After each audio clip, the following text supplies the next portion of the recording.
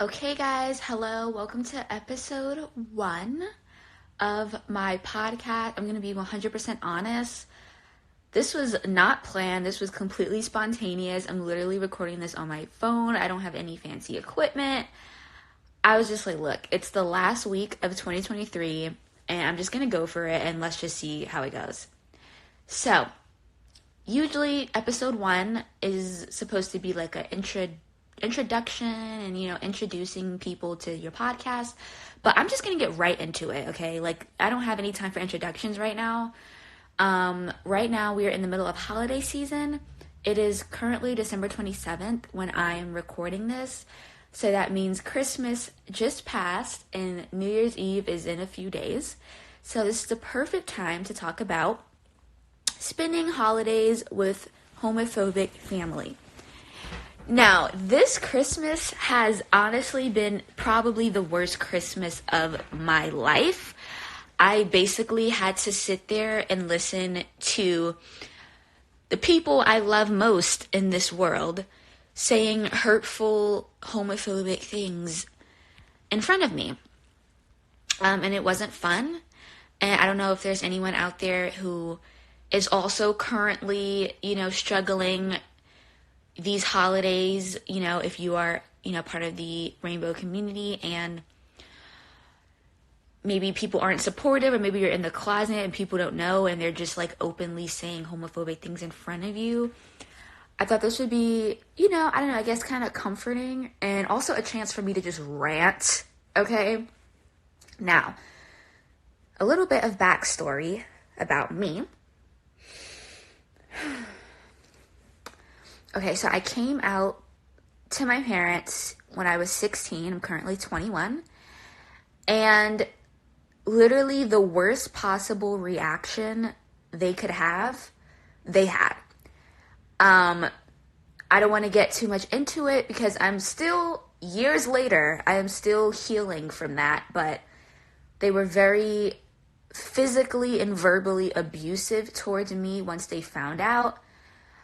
I'm talking like literally getting the crap beat out of me for like days straight. And it was just such a weird experience because, before I came out, my parents were always so loving and caring towards me. Like, I'm an only child, or at least I thought I was. I actually found out like a few months ago that I have a long lost sister, but that's a story for like another episode. So, I thought I was the only child and they did too. And, they were always very loving towards me, always giving me lots of affection, very caring, always doting on me and adoring me. Because, I was like their only child and their only baby. So to see how much they just changed, it's like once I came out, it's like a flip literally switched. Like, they turned into literal monsters.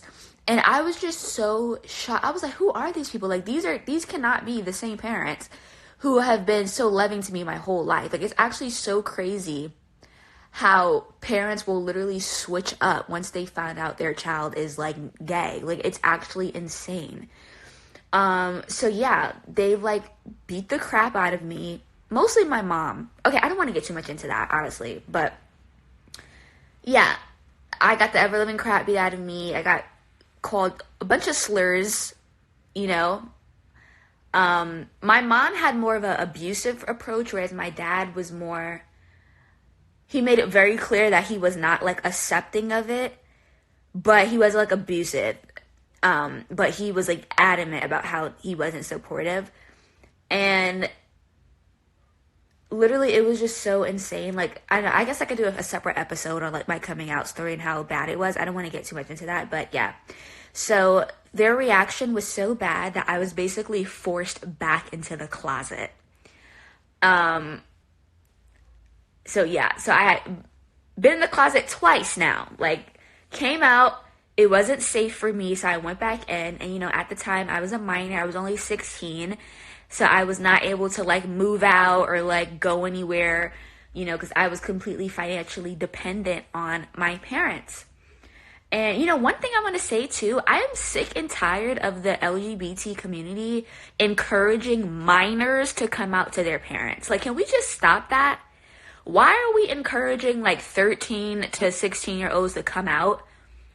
Like, if you are a minor listening to this, honestly, you don't know how your parents are going to react.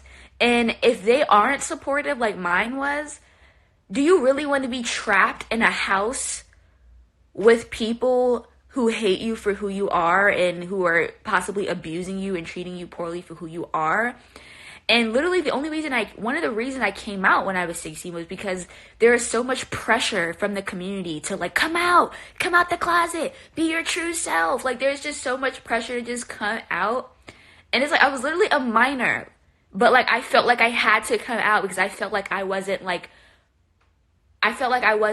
truly a part of the community unless I came out. And look what happened. Like, and I'm not saying that's everyone's experience. Some people come out and they have like great experiences, but and another thing that pisses me off is I am tired of hearing all of these positive coming out stories. Like, not to sound negative and bitter, like, I'm so happy for you. Like, if you are a part of the community and your family is supportive, I'm so happy for you. That is such a blessing. But as someone who didn't have a good coming out story and someone who doesn't have a family that's supportive, it was actually really hard for me to, like, every coming out story I heard was positive. Like, every single one. Like, I don't know if it's because, like, the people with negative coming out stories are just, like, not sharing their stories. And that's one of the reasons why I wanted to make this podcast, because it's just so isolating when, like, everyone else in the community just have these supportive families and you don't. It just feels so lonely. And I was just so mad because I was just like, it's just not fair. Like, why does everyone else have loving, supportive families and I don't, But anyways, I was forced back into the closet because it wasn't safe for me to come out. So my plan was, okay, I'll just wait till I'm 18 and, I'll be free. Unfortunately, I turned 18 in 2020, which is the year of the pandemic, and everyone was forced in the house. So, I had to go back in the closet, and like once I turned 18, I couldn't even be like fully free because the pandemic happened. Everyone was losing their jobs. Everyone was forced in the house. So where the heck was I going, during a freaking lockdown? So I was basically forced to, stay in the closet a little bit longer. And then I went through this phase where I kind of like turned to religion because I was just like so ashamed. No, I wasn't ashamed. It really was my parents and the people around me made me feel ashamed for who I was. So I like turned to religion for a few years, tried to like pray the gay away, I guess. And I can make a whole separate episode about that experience. But it obviously didn't work. I'm still gay, so I don't know. Anyways, fast forward. I'm currently, I guess I'm kind of half in the closet. I'm only in the closet with family. I feel like I'm open and out with like friends and like peers and things like that. So let's get into the story of my crappy holiday with a homophobic family. So it's Christmas Eve. I go over to my grandmother's house, okay, because my mom had to work that day. And my grandma had a bunch of gifts over there for me. So I was like, okay, I'll just like spend Christmas with her, go over there, open my gifts. Great. I got there. As soon as I got there, I opened my gifts. She got me some good stuff, and I'm very grateful for that. But literally, once I opened my gifts, it turned into a freaking holiday from HE double hockey sticks, okay? Like, it was not great. First of all, a little background on my grandmother. She is very bitter. I don't know why. She just like hates everything. She hates the world. She hates the family. She has literally told me that I am the only person who she actually likes. I'm the only person she trusts. She doesn't even like my mom, and my mom is her daughter. Okay, she doesn't even like. I don't know why. The family has done nothing to her. She's just very bitter and a very negative person. And, that puts even more pressure on me, being in the closet because I am the only person who she actually trusts and cares about. And I know her homophobic stance. And I feel like part of me kind of feels like I'm letting her down by not being straight. Like I'm like letting her down by being gay or whatever. I don't know. But yeah, so I'm sitting in the kitchen. I just opened my gifts. And she starts going into this random homophobic rant. It like the conversation wasn't even about sexuality. I don't even know where that came from. But basically, I have a cousin in my family who just recently got married to a woman. She's bisexual. She has like 2 kids. She got married to a woman who she's been with for years. And my grandma was just kind of like ranting about that. She was like, yeah, you know, I don't mess with this family. This whole family is full of dykes. And they all messing with women. And they're all dirty and nasty. And they're dykes and faggots. And just start going in on like my homosexual cousin. And like my relatives. Like, and it made me uncomfortable because, you know, obviously I too am a, you know, I don't like the word dyke, but it's just so crazy because she's talking about how she like hates dykes and how they're all disgusting, and I'm literally sitting there in her house gay. Like, so I had to like sit there and listen to that, and it just made me so uncomfortable because one, it's literally Christmas Eve. It's literally the night before Christmas. Why the hell are we talking about just homophobic slurs and just bitterness and negativity? And it just made me so uncomfortable because, you know, I had just finished opening my gifts, so I was like in a really good mood. I was really optimistic, and she just said that, and it just made me feel so disgusted with myself. And it just kind of brought me like flashbacks to like years ago when I like came out and my parents' negative reaction. And a little bit more of a backstory on that. My parents did not tell anyone about me coming out because they were so ashamed. So my grandmother and like no one else in my family knows but them. So my grandmother never knew that I came out or whatever. So she's like completely oblivious, and she's just openly saying these slurs in front of me. And it was just so hard to have to sit there and listen to that. And literally when I tell you, it felt like a punch to the gut. Like, it really felt like a punch to the gut. It just brought up so much trauma and abuse. Like, all the abuse and trauma I experienced when I first came out, like, it literally just brought that to the surface. Which was so uncalled for because, once again, it's literally freaking Christmas. Like, why the fuck am I feeling like I'm about to cry? Like, why the fuck am I holding back tears on Christmas Eve? You know? So that was that. And, you know, after that, she moves on to, like, another topic, and she starts talking about something else. But the whole time, I'm literally just, like, zoning out because I'm, like, now I feel like shit. Like, I just, like, my grandmother has always been, like, a second mother to me. And hearing her say those things just really hurt my feelings. Like, I don't know. Like, and I'm just, like, sitting there smiling and nodding, and the whole time I feel like I, like, want to cry. So, yeah, that was that. Now, Christmas Eve, I get a call from my dad. And he was just telling me that he's on his way because he wanted to see me on Christmas Eve. So he shows up on Christmas Eve, right? And he comes in, he gives me money. So what my dad does, he usually doesn't buy me gifts. He usually just gives me money. And I'll just take the money he gives me and use that to buy gifts that I want. So he comes in, he gives me my Christmas money. You know, I say thank you, whatever. He sits down, and me, him, and my grandma, we're just like talking. We're just catching up. We're laughing. We're joking. And, you know, I had completely forgotten about the homophobic things my grandmother said at that point. Then, all of a sudden, homophobia suddenly pops back up in the conversation, but this time including my father. And my dad, he starts going on a rant about how, you know, a lot of dudes these days are like faggots, and they're all gay, and they all like men. They don't even like girls no more. They're all faggots. They just want they would just want dudes. And I think the conversation came up because we were talking about P. Diddy. if those of you don't know, P. Diddy, he's like a rapper from the 90s or whatever, and he's been rumored for years to be like secretly like gay or whatever.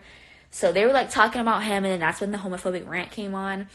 And then that's when my grandma, the ultimate homophobe, decided to, chime in and be like, yeah, it is not just the guys, but the girls too. They're all dykes, and they all sleeping with each other, and they're all like, just like calling them dykes and things like that. And I already felt like shit from what my grandmother said, and that just made it feel worse. Because like I said, guys, I came out to my dad and my mom years ago. My grandma, she doesn't know that I ever came out, right? So she's completely oblivious. But what hurts me the most is that my dad knows that I came out. Like, he knows that those faggots, those dykes that he was talking about was me. Now, like I said, I did go back into the closet, and I basically had to pretend that that was all a phase for my own safety from my parents. So yes, there is a possibility that he is thinking that that was just a phase or whatever. But still, it's like, it just hurt me even more, because it's like, I came out to you. I came to you and told you this is who I was. So it was almost like he's like purposely saying homophobic things in front of me. And I don't know, like I said, I had to go back in the closet for my safety, so maybe he genuinely just believes that was the phase and that I'm like over that. But I don't know, it almost to me, it almost felt like it was like a way for him to kind of like assert his dominance. Like, it was almost kind of a way of him indirectly saying, I don't support that gay shit, and if you are still gay, I'm not supporting that. I'm not with that. And that's basically what that felt like to me. And even if that's not the case, I just feel like absolute crap. Like of all days, Christmas Eve, I had to sit there and listen to that. Like, it's just so freaking hard, especially when you're like forced to like be in the closet, because it's like, when you're in the closet, like, you're basically like an actor. You're basically an actor. You're basically living two different lives. You're basically pretending to be someone that you're not. And that in itself is already hard. But then on top of that, I have to listen to all this homophobia. Like, are you serious? Like, it just made me feel like absolute crap. And the whole time, I'm like, I literally have a knot in my throat. I'm like literally holding back tears. I'm literally smiling and nodding. But like, I just felt so awful and terrible about myself, because it's like, I already knew that my dad wasn't supportive. I already knew that my grandmother isn't supportive. And I know that my mom isn't supportive. But to actually hear it out loud again after all these years, it just really brought back up a lot of trauma for me. Like, it really did. It really brought back up a lot of trauma for me from when I first had to come out. And it just really hurt. And it's like, listening to the homophobia itself wasn't just the issue. The issue was all of the trauma that it brought up. All of the flashbacks of me getting the crap beat out of me for being gay, and the flashbacks of my own parents who's supposed to love me and care for me calling me a dyke and telling me they hate me and that they want me to get out and that they're going to disown me as soon as I turn 18. And like, it was just so freaking bad. So literally, my dad, he left or whatever.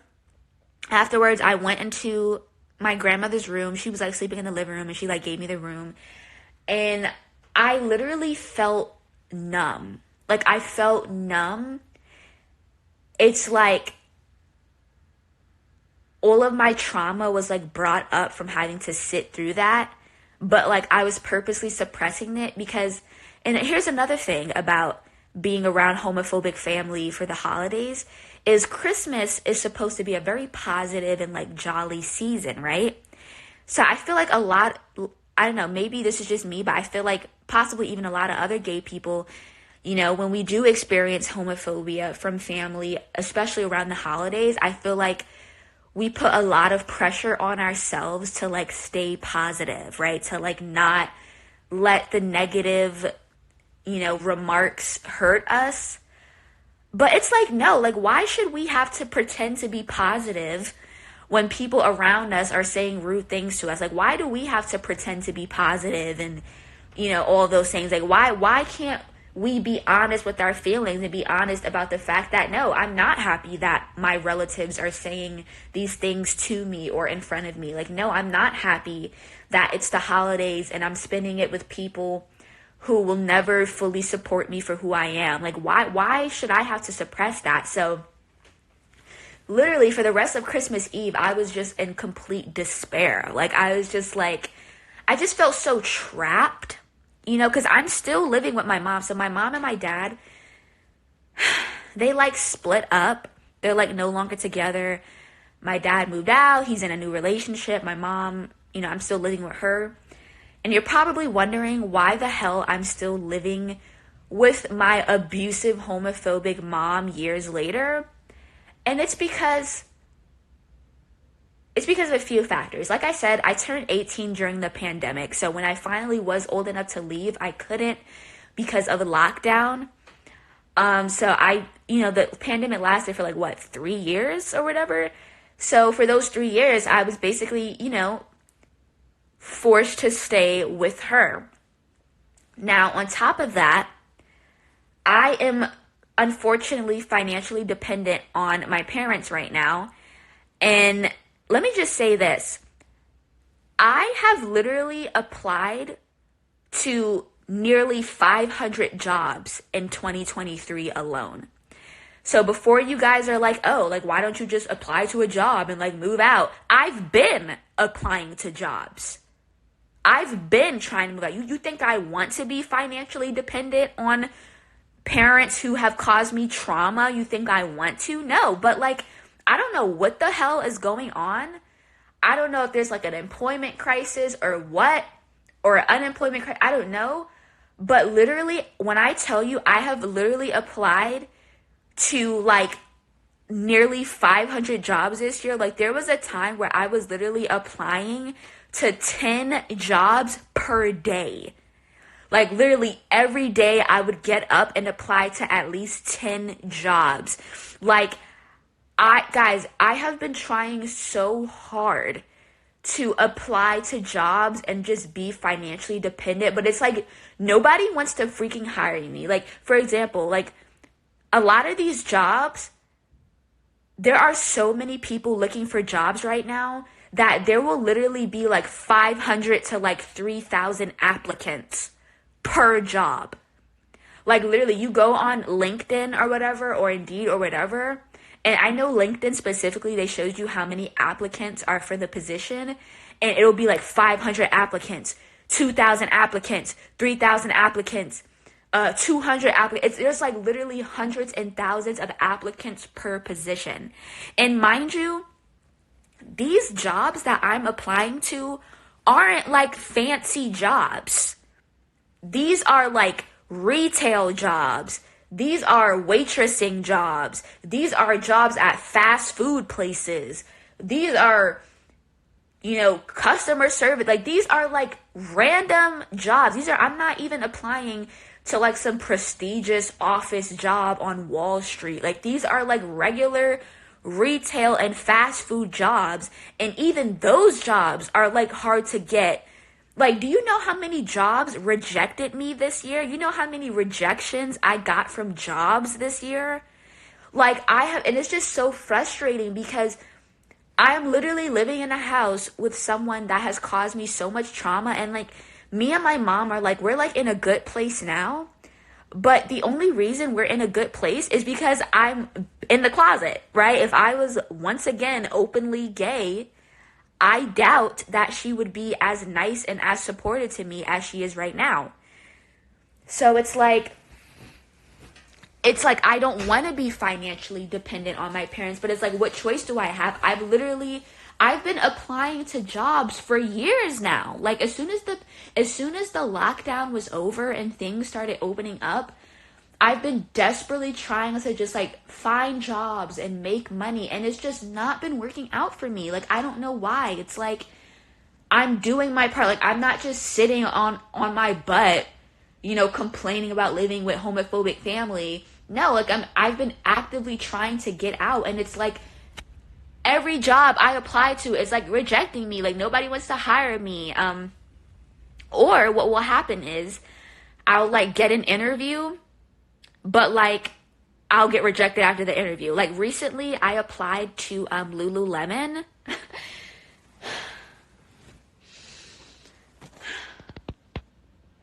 Recently I applied to Lululemon, okay?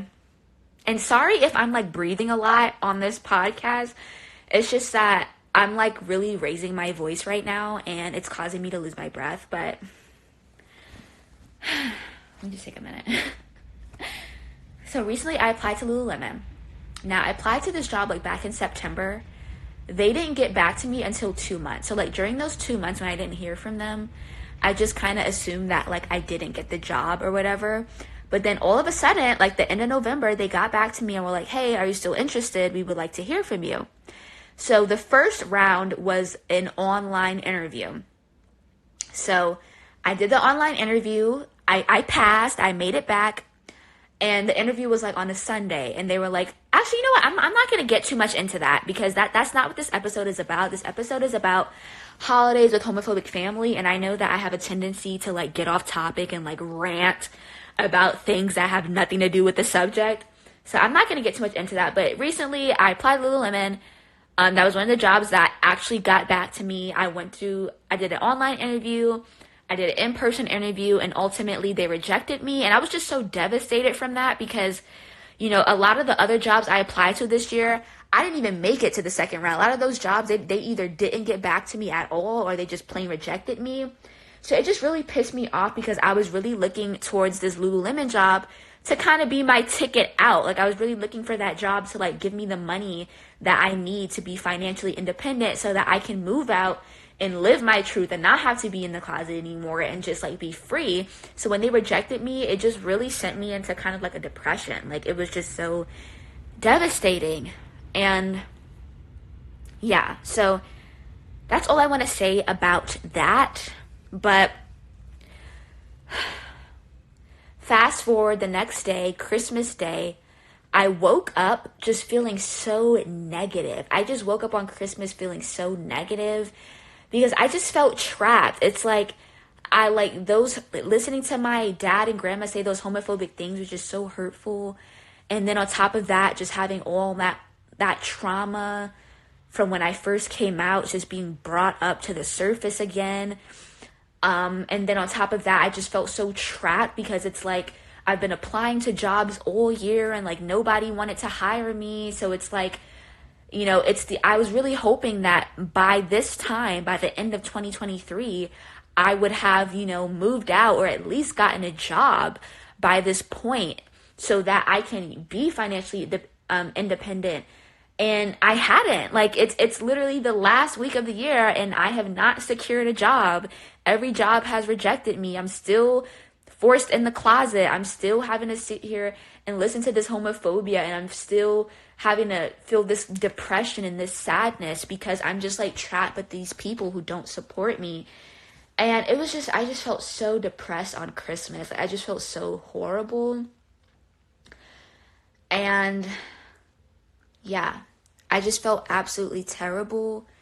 And this Christmas was just very hard for me. And then on top of that, a little bit TMI, I like got my period on Christmas.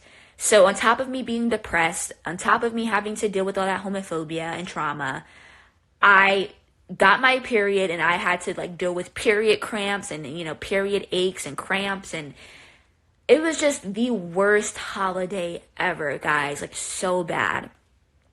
And I know that I was kind of ranting, but if you're out there and you are currently having to deal with homophobic family for the holidays, or you have in the past, I just want to let you know that you're not alone, okay? Just stick in there, hang in there, and you're not alone, okay? I know that it can feel that you're alone, especially when like all these other LGBT people are just like, it seemingly have these supportive families and they have these positive coming out stories. And, another thing is, the whole time I was just thinking about like all of the gay people out there who are spending the holidays with supportive family. Like, I was just feeling so jealous because I was just thinking about all of the gay people out there who do have supportive family, who do have family members who love them for who they are, and all the gay people out there who are spending the holidays with people who love and support them.